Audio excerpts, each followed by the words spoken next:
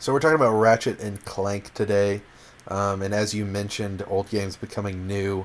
Insomniac really hasn't known what to call this, whether it's a reboot or remake, and really it's just both, which is okay. There's nothing wrong with that. So it's a reboot in the sense that it starts everybody over fresh, and it's a jumping on point for them and the audience to move on with Ratchet and Clank in the future. But it's also a remake in the sense that it is essentially the first Ratchet and Clank game from the PlayStation 2. But it's tweaked and changed, so it kind of seems like an 85% remake. There's stuff that's like totally brand new or totally different, but a lot of it you'll recognize if you played the original Ratchet and Clank on PS2 or PS3. So, with that being said, I guess my question is, what, as we talk about the topic, you guys can just give me your history with the series and what your excitement level is on this game. Me personally, I'm super excited with it. I love Ratchet and Clank, one of my favorite series of all time. For me, growing up, hitting the age of 10 or 12 with my PS2, I felt like I was coming into my own as a gamer, and I was really starting to realize how much I loved video games. And, Jak and Daxter and Sly Cooper and Ratchet and Clank, all those PlayStation 2 exclusive platformers were, like, just my shit, essentially. So, that being my jam, I'm super excited for Ratchet and Clank. Also, I wanted to mention the fact that I think this game's going to be super successful. One, due to the fact that it has a movie coming out alongside it, which, I think is kind of just its own thing. And people are kind of talking about how the game itself looks like a Pixar movie, so they're obviously going to go hand in hand in that way.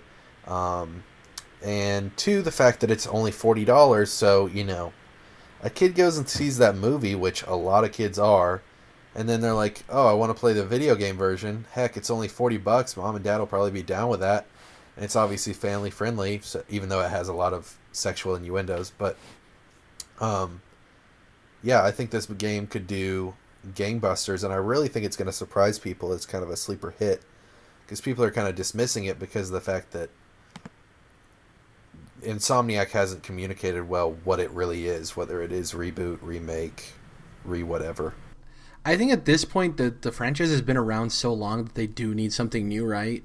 Because people will see like Ratchet and Clank, some funny pun, and they're like, I don't even know what that is. Right. But the fact that they're launching this movie along with, this game, like you said, it's gonna do gangbusters, especially with families. With as many PS4s as there are out there, it's I think it's gonna sell really well, and I think it's gonna introduce people to a franchise that a lot of people have maybe forgotten or just never cared to get invested to. I think also the fact of people saying this is PlayStation, all of these new PlayStation owners or old PlayStation owners want to basically be known for being PlayStation guys. Right. So it's like, this is one for us. We need to make sure to support this because, they did something for us kind of thing. So I've never played the Ratchet and Clank games. I was more of a Jak and Daxter kind of guy. Yeah. But the game looks pretty. I want to see the movie. Yeah, but it looks great. I really think that they should define their messaging, and at this point it is hard between movies and with video games. It's like, what's a reboot? What's a remake? Does it even matter? No, it doesn't. That kind of thing. So it doesn't matter. But, that's a really good point that you just made. I didn't even think about the fact that the PS4 install base is huge, and this is going to be a big exclusive for them, People are looking at Uncharted 4 and just thinking that's like the only thing Sony has this spring, but boy, watch out for Ratchet and Clank, man. So I think it's going to surprise a lot of people. So what do you think has like the greater effect? The it's only $40, I'll pick this up really quick, or the why is it only $40? Which of those two effects do you think will be stronger here? I think it's the movie. So from a movie point perspective that Jordan was making, I think it helps it because you go and see this movie and you're like, well, I already paid almost $20 for this movie.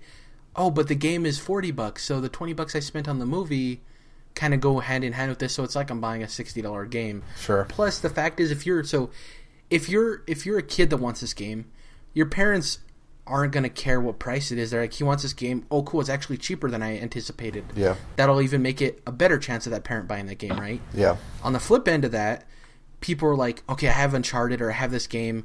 I want something else too. Oh, I can pick up a second experience that's completely different. It's a companion, yeah.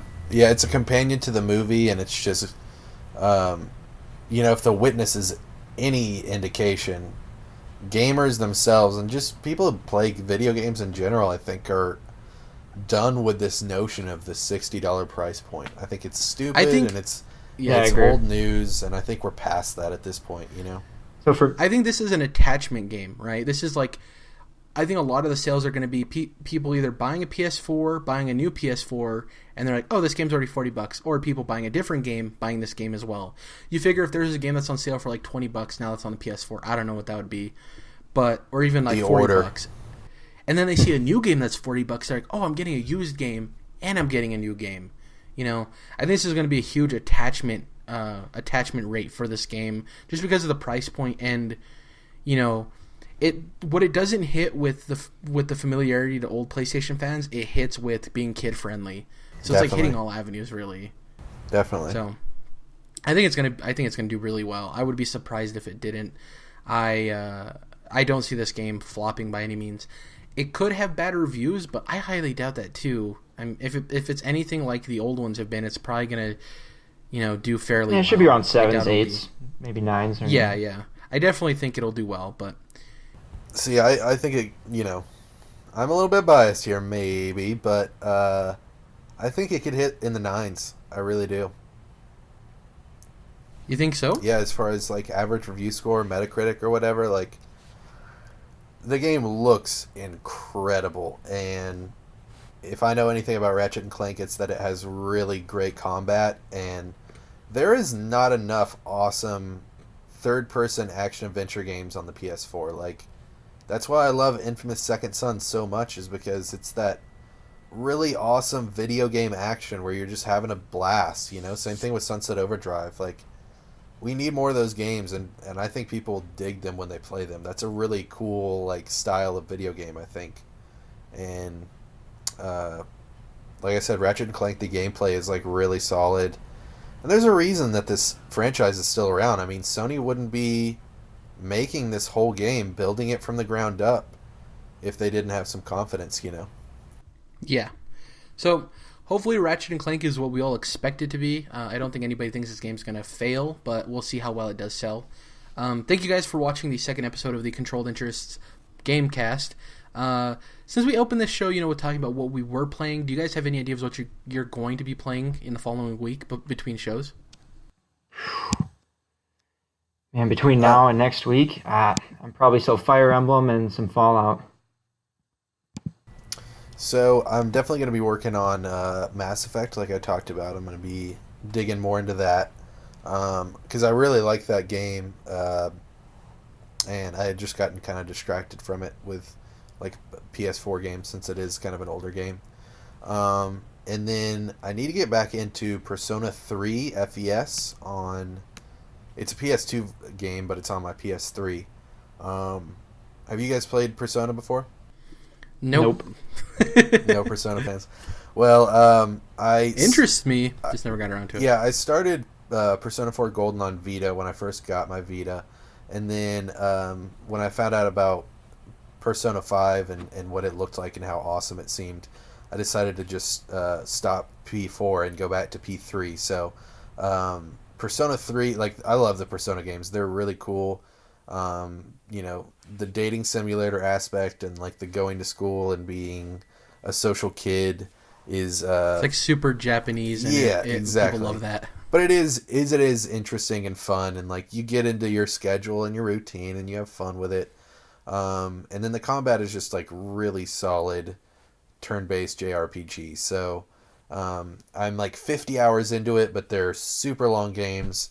They're like 100-hour games or so. So even though I'm 50 hours in, I'm probably like halfway through. So need to hop back into that and finish that up. For me, I'm probably going to be doing some like achievement cleanup. I have a couple achievements left in Madden 16 that I need to get. I have some stuff in Black Flag that I need to get around to getting. It might just be like a chill week where I listen to podcasts and just go through old games that I want to like clean up my achievement score because I'm crazy like that. I might start up. What's the name of the indie game that came out? Child of Light. Yeah. That was free on Xbox a while back, and I downloaded it. I just haven't gotten around to playing it, and it totally seems like my type of game. I just haven't gotten to playing it, so I might play that. That's I'm a gonna good be playing one. Smite as always because I'm a MOBA nerd.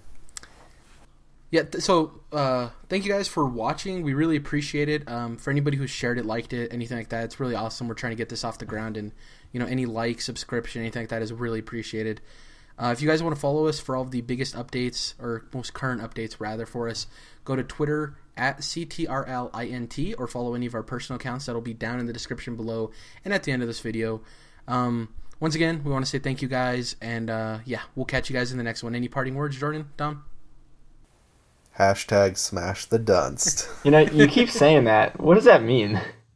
Well, we can talk off air about that. I'll give you the full story because it'll long last. Yeah, explanation. exactly. But all you need to know is Kirsten Dunst, Super Smash Brothers. Oh. It's Tim Geddes. on. Exactly. Alrighty. Catch you guys later. Bye, guys. What's up, everybody? Thanks for checking out the Controlled Interest Gamecast. If you want to stay up to date, remember to subscribe on YouTube and iTunes, and give us a follow on SoundCloud and on Twitter at CTRLINT. Hashtag smash the dunst!